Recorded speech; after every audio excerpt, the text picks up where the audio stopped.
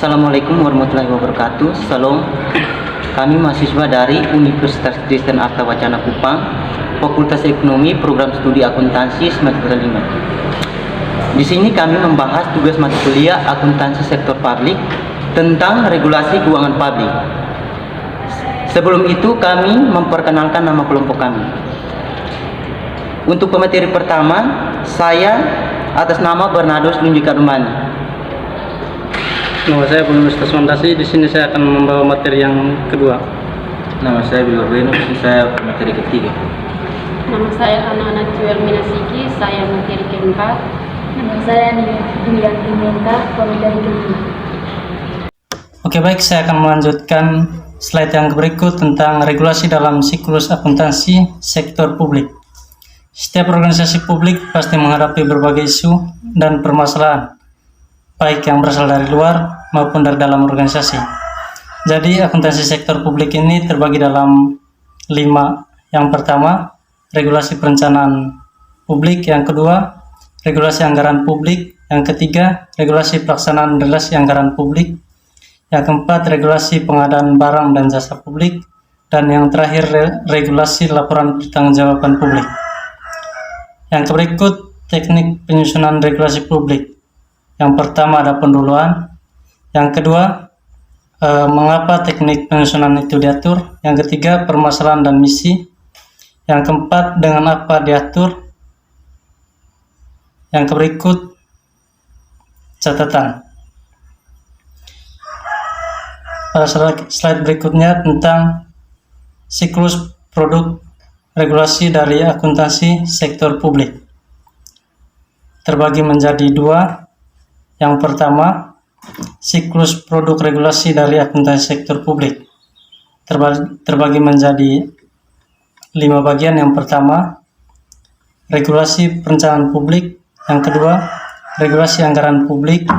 Yang ketiga, regulasi tentang pelaksanaan sisi anggaran publik. Yang keempat, regulasi pengadaan barang dan jasa publik. Yang terakhir, regulasi laporan pertanggungjawaban publik. Yang kedua, akuntansi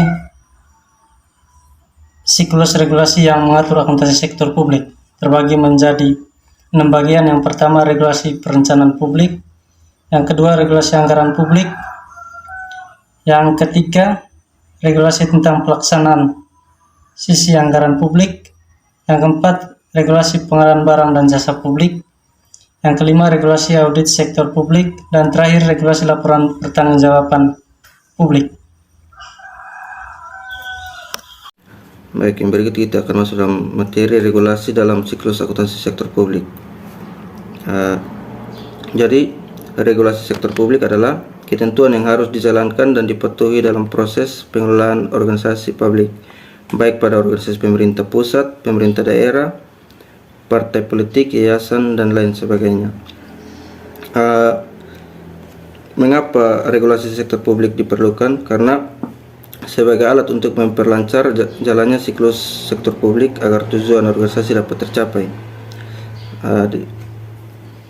Adapun tujuan dan fungsi dari regulasi tersebut yaitu tujuannya agar aturan-aturan yang mengikat baik dalam pemerintahan maupun berbisnis. Fungsinya untuk mempertimbangkan perilaku orang-orang yang terlibat dalam suatu komunitas dalam batasan-batasan tertentu. Dalam siklus akuntansi ada 5 komponen yang terdapat dalam grafik, yaitu yang pertama, regulasi laporan pertanggungjawaban publik. Yang kedua, regulasi perencanaan publik. Yang ketiga, regulasi anggaran publik. Yang keempat, regulasi tentang pelaksanaan realisasi anggaran publik. Yang kelima, regulasi pengadaan barang dan jasa publik. Adapun siklus regulasi yang mengatur akuntansi sektor publik, yaitu yang pertama, regulasi perencanaan publik. Yang kedua itu regulasi anggaran publik. Yang ketiga, regulasi tentang pelaksanaan relasi anggaran publik. Yang kelima, regulasi pengadaan barang dan jasa publik. Yang keenam, regulasi audit sektor publik. Yang terakhir, regulasi laporan pertanggungjawaban sektor publik.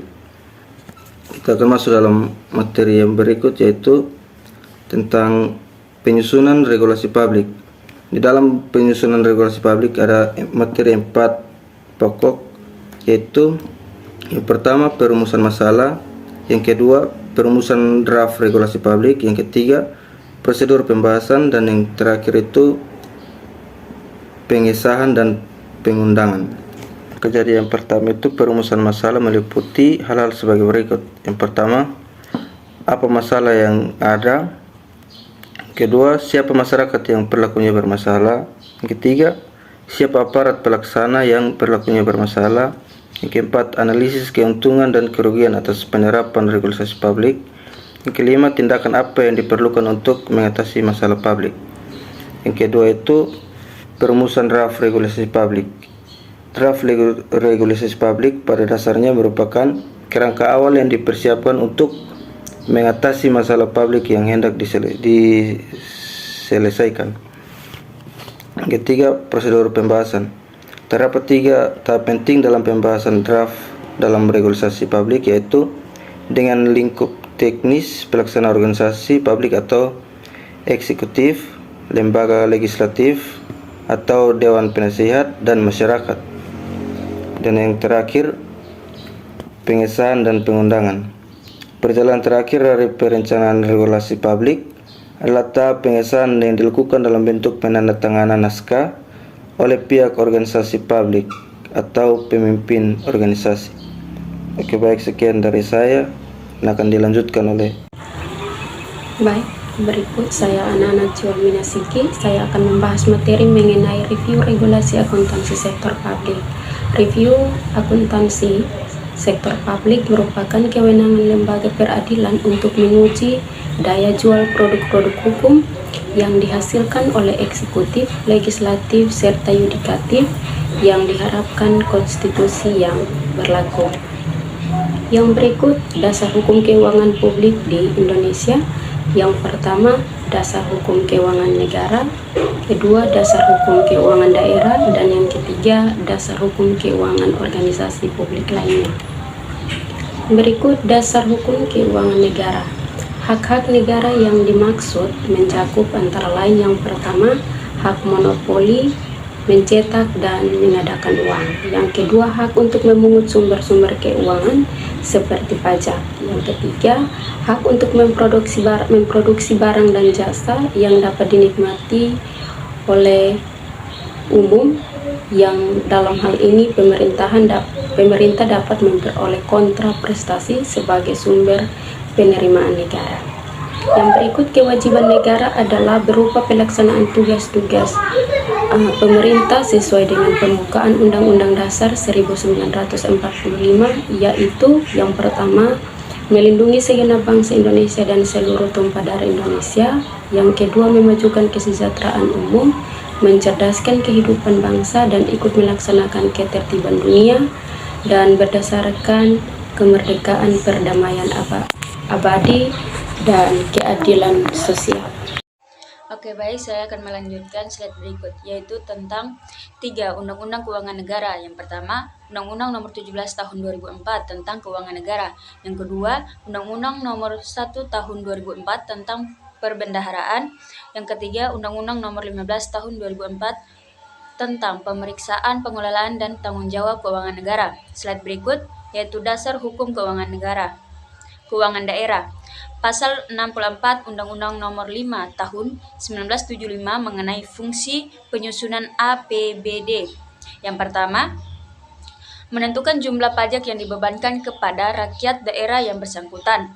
Yang kedua, mewujudkan otonomi yang nyata dan bertanggung jawab. Yang ketiga, memberi isi dan arti kepada tanggung jawab. Yang keempat, melaksanakan pengawasan terhadap pemerintah daerah. Yang kelima, merupakan suatu pemberian kuasa kepada kepala daerah. Slide berikut, yaitu dasar hukum keuangan, undang-undang atau standar yang mengatur. Yang pertama, PSAK nomor 45 tentang organisasi nirlaba. Yang kedua, Undang-Undang 16 tahun 2001 tentang yayasan. Yang ketiga, Undang-Undang nomor 2 tahun 2008 tentang partai politik. Yang keempat, PP nomor 29 tahun 2005 tentang bantuan keuangan kepada partai politik. Slide berikutnya akan dilanjutkan kepada teman saya. Baik, saya akan menjelaskan slide berikut tentang permasalahan regulasi keuangan publik di Indonesia, yaitu terdapat 5 permasalahan. Yang pertama, regulasi yang berfokus pada manajemen, yaitu beberapa regulasi keuangan publik mungkin terlalu berat dalam hal aspek manajemen, yang dapat membuat pelaksanaan menjadi rumit dan mahal.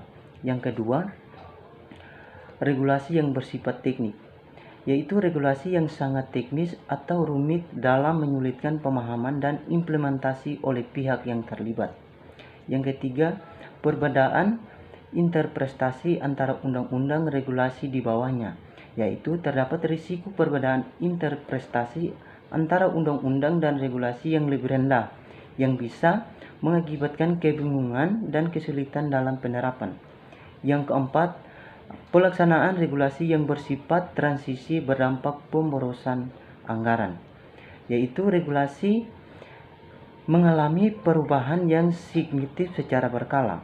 Nah, hal ini dapat mengakibatkan pemborosan anggaran karena entitas publik harus terus beradaptasi dengan perubahan tersebut. Nah, yang kelima, pelaksanaan regulasi yang tidak efektif. Nah, yaitu jika pelaksanaan regulasi tidak efektif atau tidak diawasi dengan baik, nah ini dapat mengakibatkan penyimpanan atau penyalahgunaan dana publik atau ketidaktransparan dalam pengelolaan keuangan publik. Baik, berikutnya saya Renci Melingamba akan menyimpulkan dari materi-materi yang telah dibahas oleh teman saya, yaitu regulasi publik adalah ketentuan yang harus dijalankan dan dipatuhi dalam proses pengelolaan organisasi publik, baik pada organisasi pemerintah pusat, pemerintah daerah, partai politik, yayasan, LSM atau lembaga swadaya masyarakat, organisasi keagamaan, tempat peribadatan, maupun organisasi sosial masyarakat lainnya. Sebelum keduanya, peraturan publik disusun dan ditetapkan terkait beberapa hal, yaitu yang pertama, regulasi publik yang dimulai dengan adanya berbagai isu yang terkait, dan yang kedua,